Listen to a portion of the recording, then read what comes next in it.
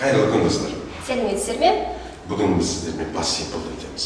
Past simple бізде өткен шақта болған іс-әрекет туралы жалпы ақпарат беретін конструкция.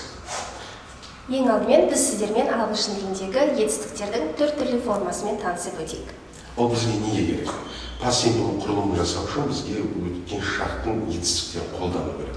Сонымен ағылшын тілінде бізде бұрыс болсын, дұрыс болсын етістіктің 4 формасы болады. Яғни біріншісі инфинитив деп аталады, екіншісі past simple ол бізге керек. Үшіншісі participle to және төртіншісі participle one. Тақтаға назар аударайық. Ал бірінші айтатын болсақ, етістіктің бірінші формасы инфинитив to play, to jump, to decorate, немесе мына жердегі to be, to beat'тен басталады. Past simple формасы бізде played, jumped, decorated және was, were, did және became. Мына екі етістіктің айырмашылығын айтатын болсақ, мына жерде дұрыс етістіктер берілген, мына жерде бұрыс етістіктердің кестесінде жазылған. Яғни бұрыс етістік бізде үш түрі бірдей жазылуы мүмкін және әртүрлі болып жазылуы мүмкін. Соған назар аударуымыз керек болады. Енді бұл жерде бізге керектісі екінші бағанадағы етістіктер. Және төртінші етістік бізде кітаптарда көрсетілмейді. Біз соның не дегенін айта кетуіміз керек болады. Ол бізде V4 деп көрсетеміз мұғалімдерге, ал кітапта participle one келеді. Және ол етістікке ing жалғау арқылы пайда болады. Мысалы үшін being, playing, being. Сонымен келесі айтқан назар аударайық.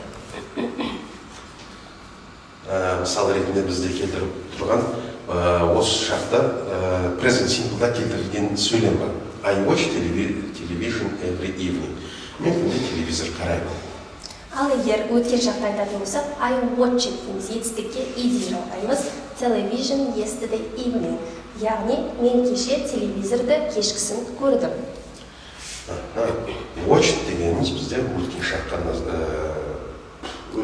екенін көрсетеді. Келесі. Қандай есімдік болмасын, барлық есімдіктерде біз етістікке ing жалғаймыз.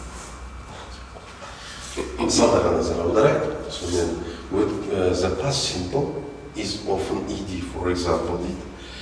Біздер сіздерге түсінікті екенін көріп тұрмыз. Сөйлемдерге өтейік.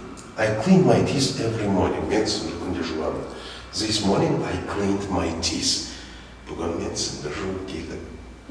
Terry worked in a bank from 1981 to 1986. Yesterday it rained all morning.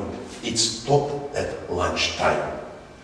I enjoyed the party last night. We danced a lot and talked to a lot of people.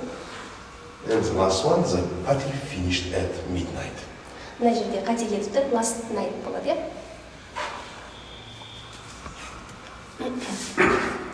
Бұрыс етістіктермен келтірген мысалдарға назар аударайық. Сонымен бірінші сөйлем.